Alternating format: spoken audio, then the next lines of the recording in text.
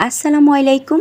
আমি এই পবিত্র শবে বরাত উপলক্ষে দুটো হালুয়া তৈরি করেছি। আর এই হালুয়াগুলো একদম আমি আমার মায়ের মতো করে তৈরি করেছি। বাড়তি কোনো ঝামেলা ছাড়া একদম কয়েকটা উপকরণ দিয়ে এই হালুয়াগুলো তৈরি করেছি। আর সেটার রেসিপি আমি আপনাদের সাথে শেয়ার করব। সবাই শেষ পর্যন্ত দেখে যাবেন। তো চলুন মূল রেসিপিতে। তো আপনারা তো দেখেই বুঝতে পারছেন অলরেডি আমি এখানে একটা পাতিলে গাজর আর আরেকটা পাতিলে বুটের ডাল সিদ্ধ করতে দিয়ে দিয়েছি। আর গাজরগুলোকে আমি একটু পাতলা করে কেটে নিয়েছি। আর এদিকে বুটের ডালটা আমি 5-6 ঘন্টার মতো ভিজিয়ে রেখেছিলাম। তো এগুলোকে সিদ্ধ করার সময় 1 চামচ করে লবণ দিয়ে তারপর সিদ্ধ করে নিয়েছি। এই তো সিদ্ধ করা হয়ে গিয়েছে। একটা চালনিতে ছেঁকে নিয়ে এখন আমি একটা ব্লেন্ডারে চাড়ে নিয়ে গাজর আর বুটের ডালগুলোকে ব্লেন্ডার করে নেব।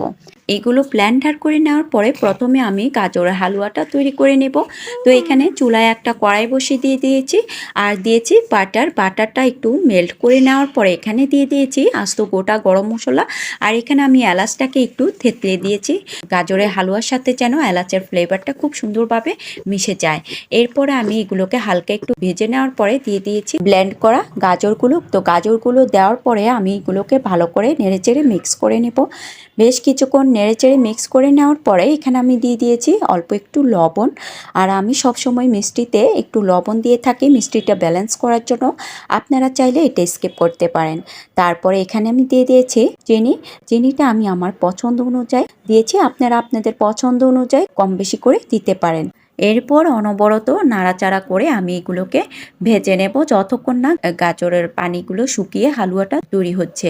আর এই পর্যায়ে চুলার আগুনটা মিডিয়াম টু লো আগুনে রাখতে হবে। এই হালুয়াটা তৈরি করার সময় কিন্তু চুলার পাশ থেকে একদমই সরে যাওয়া যাবে না, তা না হলে নিচে লেগে যেতে পারে। হালুয়ার পারফেক্ট যে টেস্টটা ওই টেস্টটা আসবে না। তো বেশ কিছুক্ষণ ভালো করে নেড়ে চেড়ে এগুলোকে ভেজে নেওয়ার পরে গাজরের পানিটা একদম শুকিয়ে ভাজা ভাজা হয়ে যাবে। তারপরে বাস্তে বাস্তে কড়াইয়ের সাথে লাগছে না, উঠে উঠে আসছে, তাহলে বুঝতে পারবেন যে গাজরের হালুয়াটা তৈরি হয়ে গিয়েছে। এই পর্যায়ে আমি এগুলোকে চুলা থেকে নামিয়ে ঠান্ডা করে নেব। এরপর আমি একই কড়াইতে বুটের ডালের হালুয়াটাও তৈরি করে নেব। তো প্রথমে আমি কড়াইতে এখানে বাটারটা দিয়ে দেওয়ার পরে বাটারটা যখন মেল্ট হয়ে আসছে তখন আমি এখানে দিয়ে দিয়েছি আস্ত গোটা গরম মশলা। এখানেও আমি এলাচটাকে একটু থেতলে দিয়ে দিয়েছি আর দিয়ে দিয়েছি তেজপাতা। এবার এগুলোকে হালকা একটু ভেজে নেব।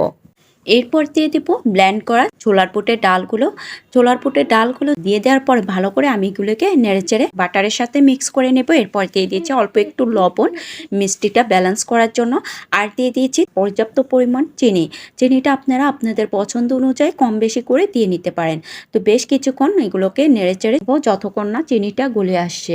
আর এই পর্যায়ে চুলার আগুনটা একদমই লোতে রাখতে হবে। আর এদিকে আমি বুটের ডালের হালুয়াটাকে একটু কালার করার জন্য জর্দার কালার একটু পানিতে মিক্স করে দিয়ে দিয়েছি। ভালো করে নেড়েচেড়ে মিক্স করে নেব। এরপরও আবার আমি আরও একটু পানি দিয়ে দিব। এরপর পানিটা দিয়ে দেওয়ার পরে ভালো করে কিছুক্ষণ নেড়েচেড়ে নেব। আবারও এখানে আমি আরও কিছু চিনি দিয়ে দেব। তো চিনিটা এখানে কম হওয়াতে আমি আরও কিছু চিনি দিয়ে দেব। এরপরে দিয়ে দেব বাদাম। তো বাদামগুলো আমার পছন্দ অনুযায়ী দিয়েছে, আপনারা চাইলে এটা দিতেও পারেন, না চাইলে স্কিপ করতে পারেন। এরপর ভালো করে নেড়েচেড়ে মিক্স করে বুটের ডালের হালুয়াটা তৈরি করে নেব যতক্ষণ না হালুয়াটা তৈরি হচ্ছে।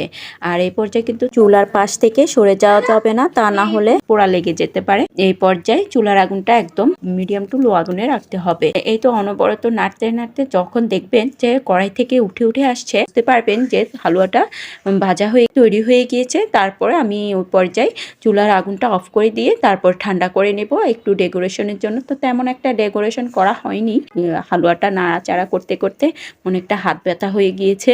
তো যাই হোক, আজকের আমার এই দুটো হালুয়ার রেসিপি আপনাদের কাছে কেমন লেগেছে কমেন্টস করে জানাবেন। ভালো লাগলে শেয়ার করে দেবেন। তো আজ এ পর্যন্ত, সবাই ভালো থাকবেন, সুস্থ থাকবেন। আল্লাহ হাফিজ।